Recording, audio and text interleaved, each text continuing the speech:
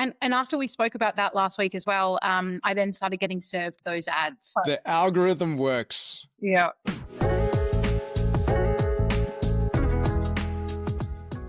This week in e-commerce, episode 116. I am Mal Chia, and with me is Alex Ross. Alex, how are you? I'm well. Doing very well. We're here to bring you another week of big news across the retail space in Australia. And even though we have finished Black Friday, at least most people have finished Black Friday, there was still no shortage of news last week. No, it seemed very busy. Obviously, retailers are busy, news was busy. It's all happening this time. Yeah, certainly is. Look, and I think on the whole, from what I understand and what I can sense anyway, everyone seemed to have a pretty good time over Black Friday. I haven't heard any horror stories yet of anyone who's massively missed the targets. I think everyone saw a nice uptick in demand. What about you? What have you been hearing?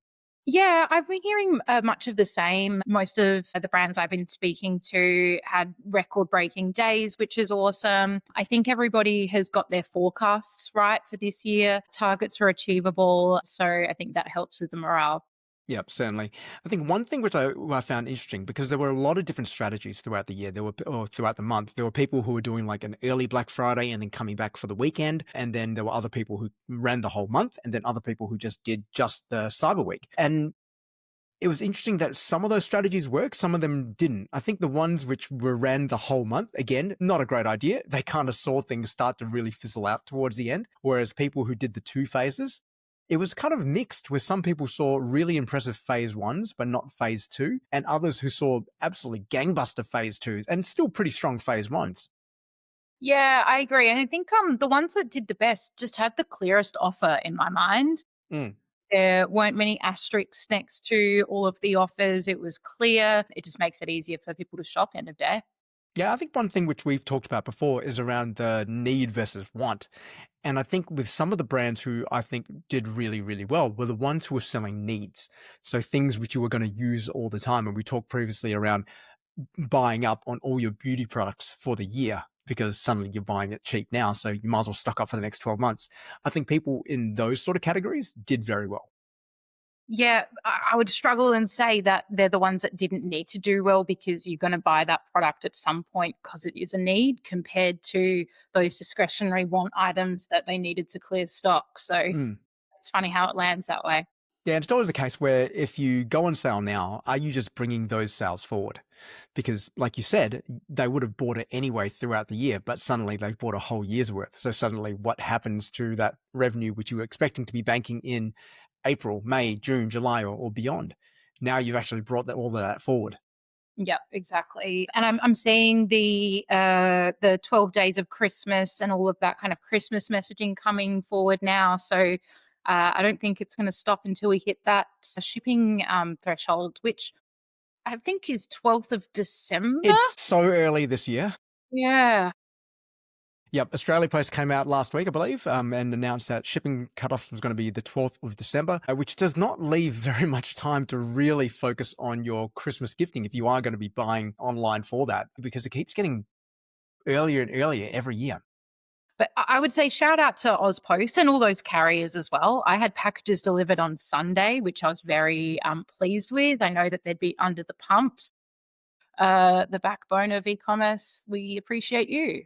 Absolutely. Thank you, Australia Post. And what was your highlight purchase for the, There was a couple. I've been banging on about my PE Nation order, but the thing that pleased me the most about that was with the ShopPay app, when my items were delivered, it popped up with what I purchased, and 90% of what I bought had already sold out, which is validation that I shouldn't have waited. I got my sizes and now they're sold out. So PE Nation was happy and I was happy. And I did see you in PE Nation when I caught up with you last Friday. Yes, and I'm wearing my PE Nation top now. So fantastic. Well, I bought a dog vacuum, shedding fur vacuum from the Groomie. The ads got me and I thought, okay. And then they hit me on Black Friday with a 51% off sale and I went, done. Well, and after we spoke about that last week as well, I then started getting served those ads. So I know exactly what this was for. The algorithm works. Yeah. I'm excited to hear how you find the product. Yep. Well, it arrives next week. So this time next week, I probably would have given it a test run by then. So you'll either hear my dog freaking out in the background because she hates it, or she'll be sleeping very soundly because she loved it. Who knows? Let's find out. All right, we're going to dive straight into it. And we've got a few quickies and some deep dives. And our first quickie is about streetwear with the world's very first streetwear IPO with Human Made, which is a Japanese streetwear brand designed by Nigo and backed by Pharrell Williams, went public. And they actually saw a 12% surge in their share price on opening day, which leads to a very successful IPO for those who invested in it early. And they opened at the upper end of what the predictions were, and they saw that grow even more. And this is quite remarkable for streetwear because you don't see many streetwear brands list publicly. Yeah, it's not a common one. It's exciting and all great results, and it really speaks to the strength of that category. I don't think, look, I hope I don't see too many more just because I think how streetwear is very much like capturing lightning in the bottle. You're capturing lightning in the bottle because you're culturally relevant for that moment, but being able to maintain your relevance over a long period of time is really hard. So for Human Made to successfully launch an IPO is quite a feat, but also speaks to investors' confidence, I think, in their model as well, because I think they can repeat this over and over and over again. Whereas we've seen a lot of streetwear brands over the years have a few good years before they fade into irrelevance or just mass consumption, like an Ed Hardy, for instance. But then also even Supreme, who are not the brand they used to be a few years ago either. Yeah, they've got to work really hard to keep up that cool factor and keep hitting that target market. Yeah, it's not so much cool when everything goes towards increasing shareholder value, does it? Not at all. And it's probably a good segue to our next story, but it reminds me a little bit of kind of that surf fashion that we saw. What was that, like early noughties, Mm-hmm. even 2010s, had its rise and then a steady fall. So at least they've got a bit of, I'm not sure how to say this, like they've got the glass ball and they can learn what to not do. Yeah, you learn from others' mistakes, which is a good segue to the second quickie, which is Surf Stitch, who have been on hiatus for a number of years, number of months, I should say, since they went out of business, are relaunching with the new owners recently putting up on their landing page that Surf Stitch is coming back. And it looks they're going to be re-emerging with a renewed focus on local Australian brands rather than before, where they were pretty much every brand under the sun. What do you think about this move, Alex? It's a good pivot in terms of focusing on local Australian businesses, giving them those eyeballs when it comes to a marketplace strategy. But they do have a bit of a stigma to overcome when it comes to what Surf Stitch used to be known as, and when we saw that go. So they've got a bit of a wall to climb. Yeah, I tend to agree with you there. That I think that the brand has undergone quite a lot of damage over the number of years, became known as a discounting brand.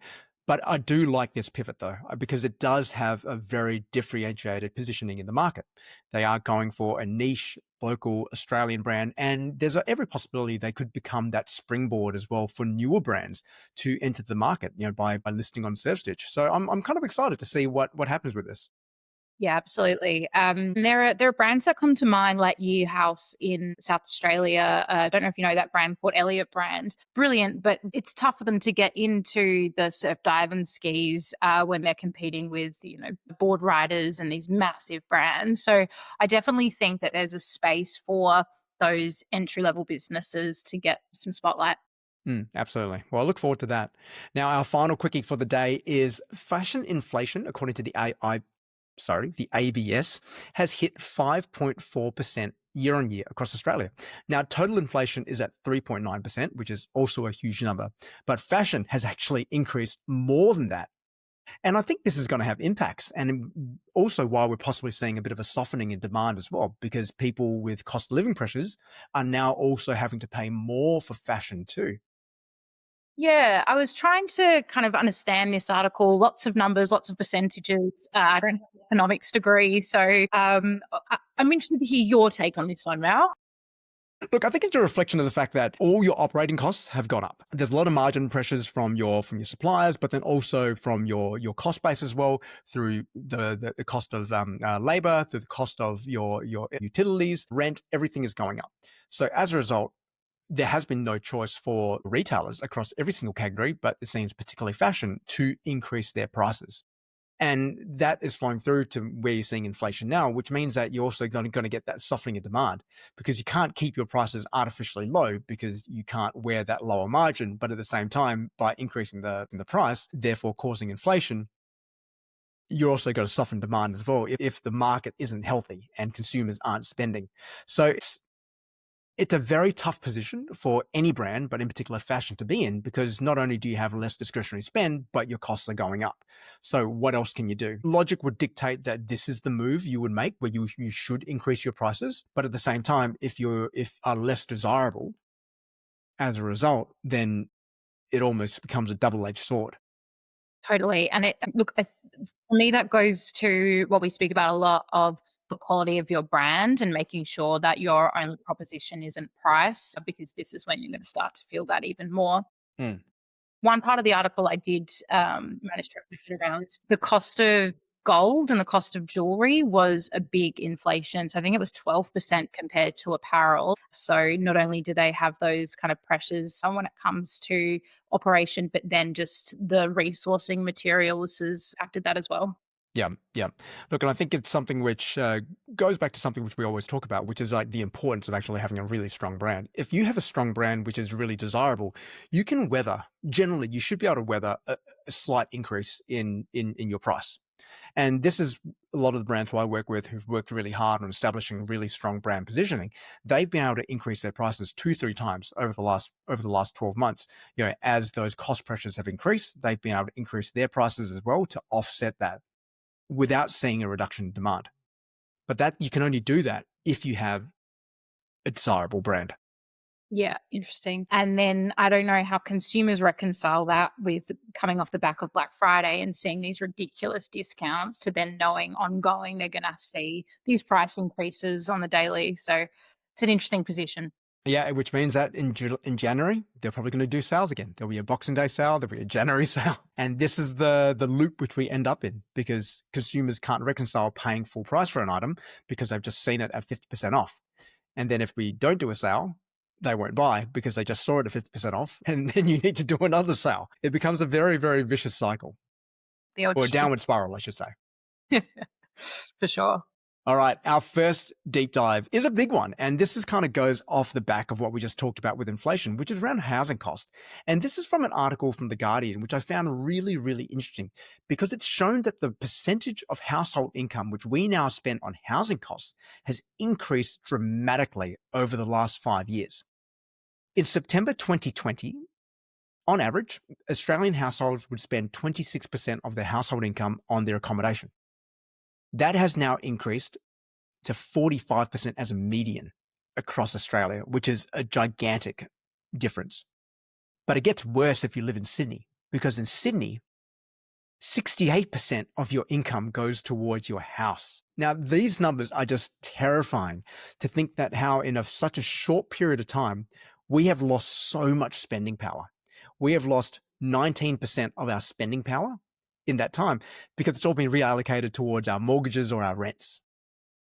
And this is no choice but to affect your other spending, which is why retail is suffering right now. 68% of income is a scary number when it comes to your budgeting. Really frightening. Yeah. And to think about, you've also got other essentials you want to buy. You need to buy your groceries. You've got, if you've got kids, you've probably got childcare or schooling and things like that. It's a really tough position where you think about, how do we actually get ourselves out of this? Because as a percentage, this is one of the worst percentages in the world. And you think about the long-term impact for what this could mean for discretionary spending. No wonder discretionary spending is down. So how do we reverse this trend? Are you seeing these sort of impacts? Obviously, I think everyone is in some way, shape or form. Yeah, I think it's just that lack of frivolous spending being really, close to a budget. When we all perceive that the cost of groceries and those essential items have gone up in addition to this as well, there's really not much left there for that shopping piece. Yeah, I think that's why we're seeing that increase in those cheaper brands, such as, the Temus, Kmart, who are both doing really well. We've talked about those before. Amazon, because they do offer that cheaper alternative, not necessarily a better alternative. One thing that I think about as well is the way that our society and our economy is geared to dual income households. So these are already terrifying numbers for a couple. Then you've got the people that are single, that are doing it, I would say, even tougher when you think about they don't have those costs to share with. So it's yeah, I don't really know where you go from here. Well, I think from a retailer's point of view, you need to be cognizant of this fact, right? That people don't have unlimited amount of money. Even when we talked before about streetwear, one of the big shifts in the last 24 months has been the fact that people don't like buying drops anymore. I used to see people come back and buy from the same brand drop after drop after drop because they love the brand.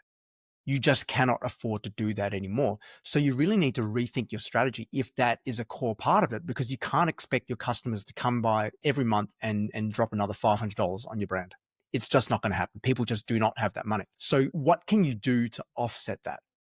Maybe you need to lessen your reliance on those drops and focus more on, okay, well, what are some other options which we can add to our assortment to provide more value, year round, which doesn't rely on that drop.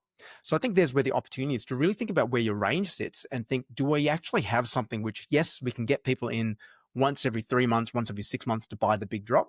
But outside of that, are there some basics they can come and buy? Are there things which they everyday essentials which they need and which we can offer at a pretty good cost, which still and doesn't dilute our brand? That's more from a fashion lens than anything else. But I think again, it just highlights the fact that if everyone is going towards the cheaper end, you really need to show where your value is, and your value needs to be around product. It needs to be around the quality of your product. It needs to be around your pricing and also just the general value it brings. People will still pay money if they think there is innate value in it for them, such as someone paying $8 for a can of liquid death water. You're going to do that because it says something about you. So I think we'll still pay for those sort of things, but we really need to lean into that to show the customer why there is value in them buying that product and paying a premium from it if you can't play that discount game. And I dare say that the majority of retailers can't play that discount game. Absolutely. And it's that focusing on that feeling when people are feeling stressed about money, they're feeling tight, a bit like the Labubu craze. How do we bring that little bit of joy? Hmm. Leaning into that when it's okay, we've got to spend money. How do we make that as enjoyable as possible, in addition to the quality, the longevity, all of that piece as well? Yeah, like in the luxury market, the fastest growing sector or the fastest growing category in luxury has been charms. Small little leather accessories, because it's something else which you can buy to treat yourself, to feel good, to still play in that luxury space without having to pay for like a $3,000 handbag.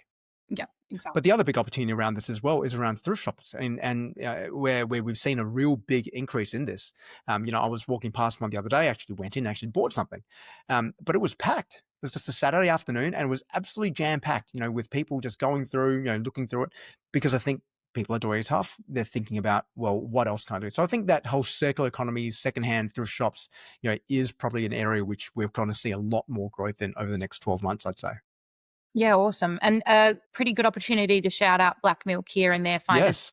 strategy there as well. So, Mal, do you want to fill everyone in for 2 seconds? Yeah, so Black Milk have just recently partnered with Finders Keepers to launch a resale platform. So if you have any old Black Milk inventory, you're able to sell it safely through the platform rather than through Facebook Marketplace or any one of those other groups to other people in the Black Milk customer base who'll be able to buy that directly from you. It's a great idea, particularly since Black Milk have so many fantastic archival pieces which you can no longer buy. This gives you a great opportunity, if you're no longer wearing that product, to resell it and give it a second life. Yeah. And just speaks to that brand quality. Even if they're not spending money on brand new products, they still value Black Milk in their minds. And then when they do have that discretionary spend, will hopefully come through and buy something new. Yeah, what a fantastic segue. Thanks, Alex. All right, our second deep dive is Shein, our favorite brand to talk about, well, least favorite brand to talk about, who have been accused only a couple of weeks ago of stealing a new designer's style and designs.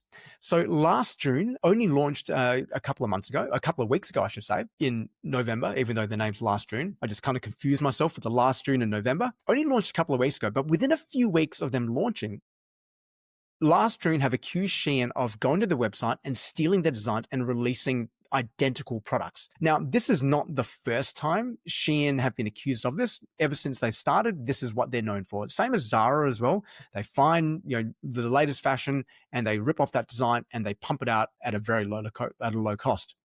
But what makes this even more surprising, though, is just how fast it happened. That this is a brand new brand who had invested a lot of time and money into those designs, who've now been ripped off by this global company within weeks of them launching.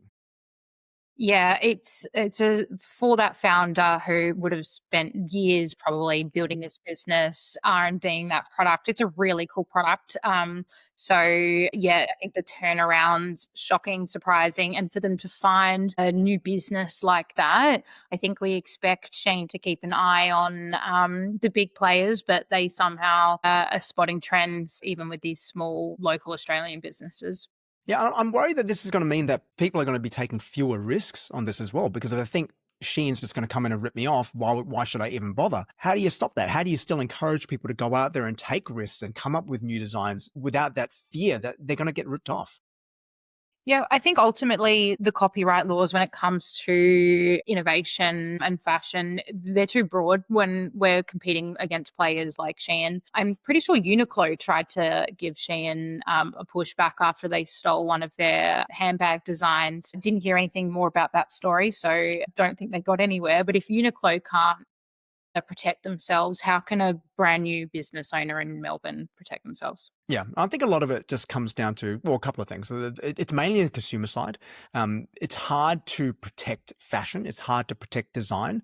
So I think from the consumer side, we just need to actually be preferencing that. We need to create a culture where we actually want the real thing. We're not going to settle for cheap imitations. I remember the in the movies they used to play this ad about, not recording the movies, and ripping it off, like make sure that the artists get the money. And I fully agree, because if you don't invest in that, then no one's going to be creating more art. If we're not going to be investing into real fashion, no one's going to be creating fashion. It's just going to be AIs. They should. Although it's like no one pirates anymore because it's all in streaming anyway. All right, and our final deep dive is one from the US, but which I found was interesting because I think it may have some implications here in the future, in that the FDA in the US have withdrawn mandatory asbestos testing for talcum-based cosmetics. Now, this is quite remarkable because this has been mandatory for a number of years now, since 2022, to ensure that there was no asbestos, and obviously asbestos isn't good for you, that it wasn't in talc. And apparently asbestos is very common in talcum powder. So by removing this mandatory testing, it means that there's a high likelihood now that dodgy operators in the US who are making cosmetics will be shipping their products out with, well, lethal ingredients in them. Yeah, horrifying. There are so many class action suits. There's so much money that goes into compensation. Not that you can compensate the damage that this does to people, but yeah, I think it's really scary. Look, and it's even scarier because it's the US, right? They are the biggest consumer market in the world, which means when brands are selling into there, they've got the same ingredients going into the same supply chains.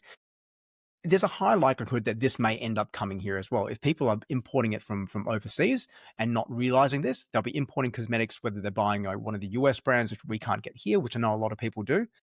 We're going to have those products entering here without that level of testing, which means that we're going to have, potentially, there's going to be a lot of risk to people using these, here, and that's going to lead to decreased, trust. It's going to lead to, not as well as the health implications from all of this, and it's really scary that we're not actually standing up and recognize this, and we're actually letting big business and the industrial complex away with something, get out of this. Yeah, I think it's worrying for consumers and also retailers if you're stocking products from the US, right? Like you have that duty of care to make sure what you are then providing is safe. I think people are already educating themselves on ingredients, that kind of like natural beauty, particularly when it comes to beauty and things you put on your face, right? Mm. So, if anything, this is a warning to consumers to read ingredients and know what you're working with. Yeah, absolutely. I think, in the meantime, though, we still have reasonably good regulations here in Australia. We're very good in terms of the TGA, ensuring that only products with the right ingredients are coming into the country. So I hope that they are paying attention to this and they are watching this a lot more closely. Obviously, they won't be able to intercept every single parcel coming in from the US, but this is something which we definitely need to be keeping an eye on here, and hopefully that this doesn't come into here as well. Which is also doubly scary because today the federal government announced their AI framework, which essentially said, and we can cover this off next week, essentially said, we're just going to let all the AI companies do whatever they want with our data. And I hope that doesn't happen in this case, where they go, we're just going to let big business do whatever they want because it's going to be cheaper for them. Yeah, let's deep dive that one next week. What I do think of is what we've seen the last few months with the sunscreen, Mm. what do you call them, withdrawals? Probably the wrong word. So Recalls. recalls, withdrawals. Yep, thank you. So if we've got an eye on that, I think that they'll definitely have an eye on what's going on here. Yeah, I think that was a very good move. And I hope this continues here and we do continue to make sure that we are keeping our consumers protected. All right, that's all we've got time for this week on This Week in E-commerce. Alex, it's been fantastic talking to you again, and we will be back next week. We'll talk soon. Bye.